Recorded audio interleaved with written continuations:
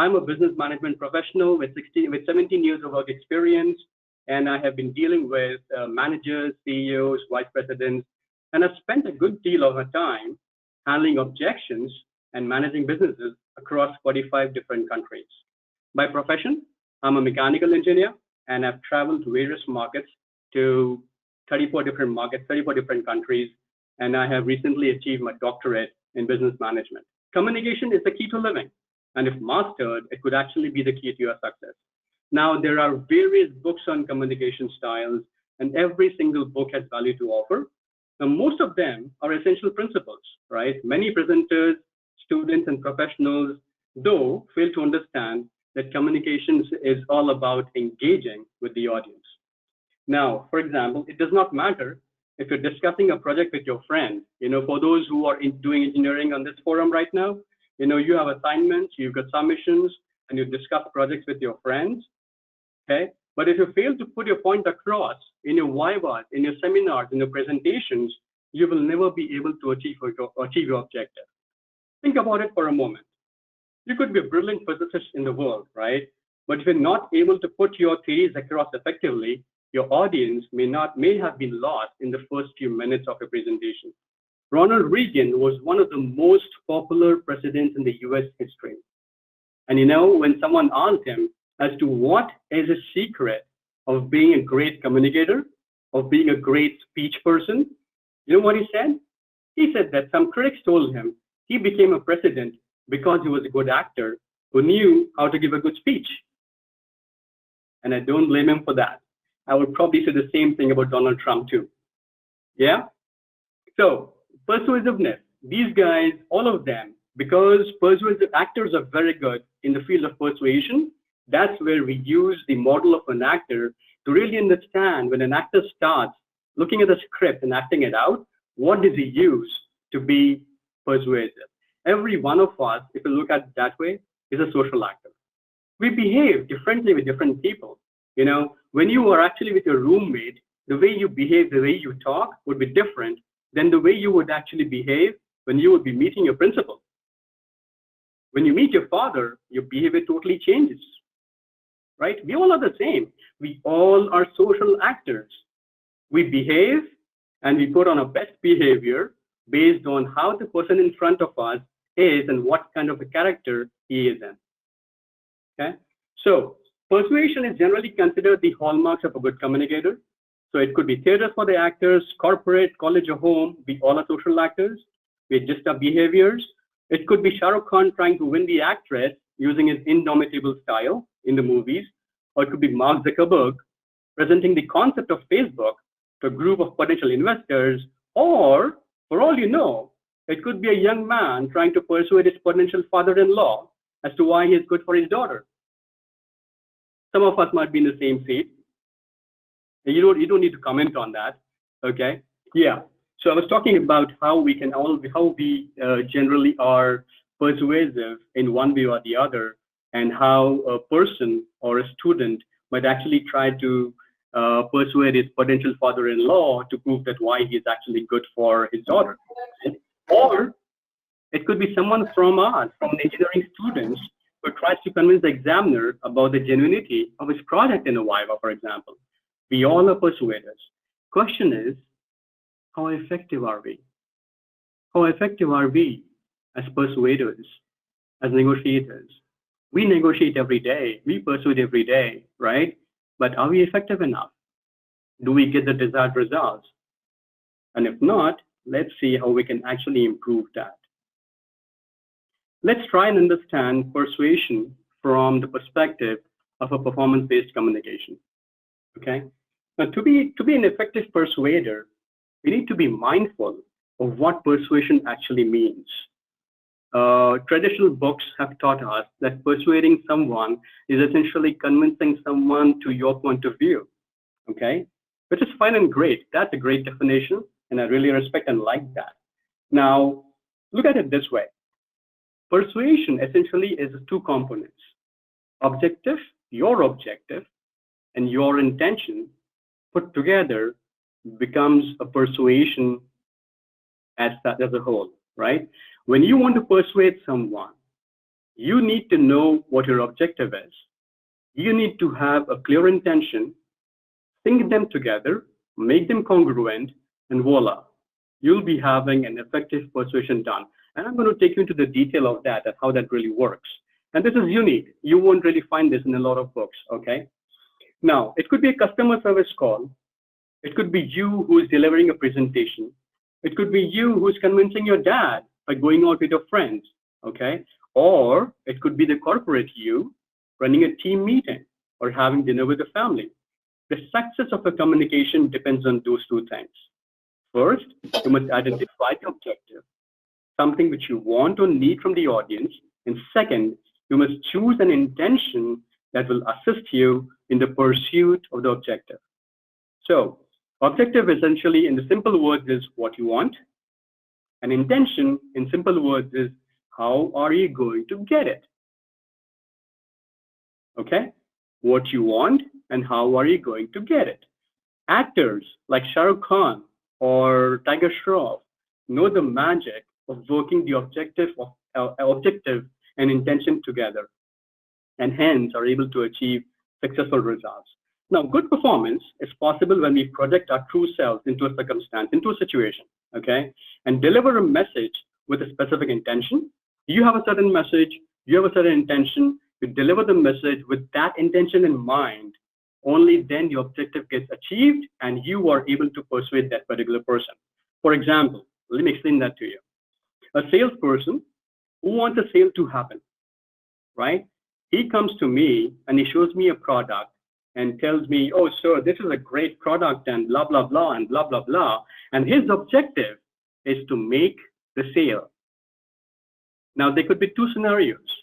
His objective is very clearly defined, make the sale. Now, if his intention is also to make the sale, 9 out of 10 times, he is not going to make it because I will not be aligned.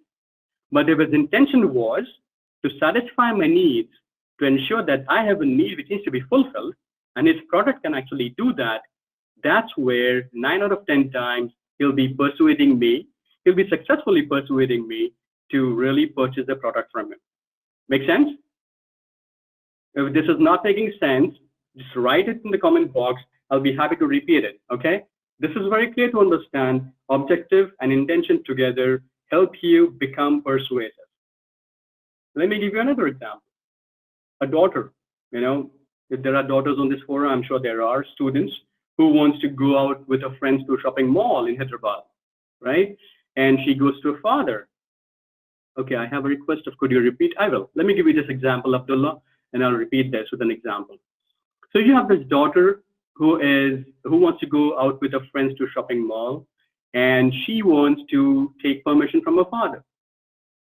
Her objective is to get permission, right? Her intention is to have fun and have a good time with the friends. Now, if as long as it is that, objective is to get a permission, intention is to have a good time, she'll be more than successful in persuading her dad to go out to the mall with the friends. But if her intention becomes getting permission by hook or by crook, and her objective is getting permission, I can tell you guaranteed the father will not be persuaded enough to allow her permission to let her go to the shopping mall. Okay? So your objective and intention is important. And we'll further get into those details in the next slide too. Now, for the salesman, okay, I talked about it, right? Congruency in both, in terms of aligning your objective with your intention is important. And once you have this congruency, your desired reaction or outcome will be achieved. Whatever reaction you want from your father, whatever reaction you want from your boss, whatever reaction you want from your professor, you'll be able to achieve that reaction once you have these two things aligned. Okay? Now, objectives. Let's look at objective a little more in detail.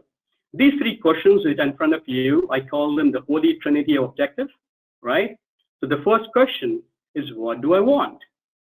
Second, what is in the way of what I want? And third is, how am I going to get what I want? So what do I want? Second question is, what's the objection there? What is that speed bump which is not allowing me to get what I want? And third is your plan and preparation of getting what you want. Okay, so objective is the goal or purpose, first of all, which you hope to achieve with your audience. Okay, now you can have multiple objectives. Let's take an example again. Let's say one of the engineering students in the forum here would like to go for a job interview, right? Your objective is what? What's the objective here? For someone going for a job interview, what's the objective? To secure an offer letter. Okay? His super objective is to secure an offer letter. The smaller objectives could be dressing professionally, researching the company, and what have you. Right? Now, what is in the way of what I want? The interviewer is in the way of what you want. He is the barricade you need to cross to get a signature on that offer letter.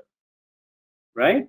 And then how am I going to get what I want? Well, I will get what I want by being well prepared with my answers, dressing professionally, and researching the company. These three categories, once you break down your objective into these three questions, it becomes much more simpler for you to really write them down and devise a plan as to how you're really going to achieve that to become more persuasive. Okay? So the fact remains that you have to be clear about your objectives and write them down using concrete language. If you have more than one objective, write all of them down. Believe me, once you have this part done, once you have the objectives part taken care of, half your battle is won. The other half is a secret weapon and your most invaluable tool, which is your intention. Okay? And we'll go to that right now. So far, if you're not understanding anything, if you've not understood anything, please feel free to write it down. I'll be happy to repeat it.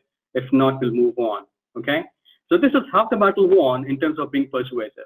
The second half is all about your intention. How do you align that? Now, what does it mean, essentially, first of all? So every time you craft a message, every time you want to speak to someone, could be your principal, could be your professor, could be your father, could be your friend, right? Could be your boss, could be anyone, could be your wife for that matter, right? We have an objective in mind every time we craft a message for ourselves. But we never ask ourselves why the message should be important to the audience, why the message should be important to the interviewer, to the professor, to the principal. Why should they care? And when we don't care, when it do not really have the importance of why that message should be important, that mistake becomes fatal, okay, in terms of achieving your objective. So unless you know yourself, how do you want your audience to react to your message? How do you want them to feel? That's your intention. The answer to that question lies in your intention. Intention becomes the aim that guides your action. Let me give an exercise. Think of a recent interaction where you try to convince someone. Okay? Think of anything. Could be any damn thing, as small as maybe convincing someone to just go to a certain restaurant for eating food or having dinner. Okay? Now, the question that I have is, did your verbal delivery and your body language really support your intention? And were you able to achieve your objective? Were you able to really convince your friend?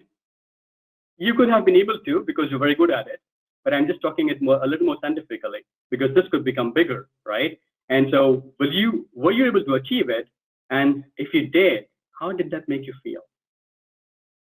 A strong intention, when activated properly, will inform all aspects of your communication. Your body language changes, your facial expressions change. I wish you could see me. Okay, vocal dynamics change, and everything else changes. And to experience how this works, try using verbs. Okay, list verbs which could really be your intentions, and try using them on a certain statement. For example, let's say, I'm going to tell you, there's a statement here, and you can see it on the slide. It says, "Can I see you in my office?" Right? It's a simple statement where a boss could be telling to an employee, a professor could be telling to a student, or a principal could be telling to a professor, whatever, applicable in every other department, right? Now, "Can I see you in my office?" a simple statement. Use different verbs to really say that and see what kind of a difference it actually makes. So if I'm the boss, if I want to inform someone about something, and I want to invite him into my office, how will I say that? I'll say, can I see you in my office? Right? Now, if I'm really pissed off on someone, if my employee has not done a decent job, and I want to demand him to come and see me in my office, how do I say that? Can I see you in my office? Right? Excite. If you use the verb of excite and you want to use it in the statement, try doing that. I'm not going to shout again in the microphone. Okay? And then use the word tease. If I want to tease someone, how will I say that? Can I see you in my office? Right? Things change. The delivery of your words changes, your intention too. And that's why intentions along with intention cues are important, where your body language, your facial expressions, your vocalness, everything becomes very, very critical as you deliver a message. Okay?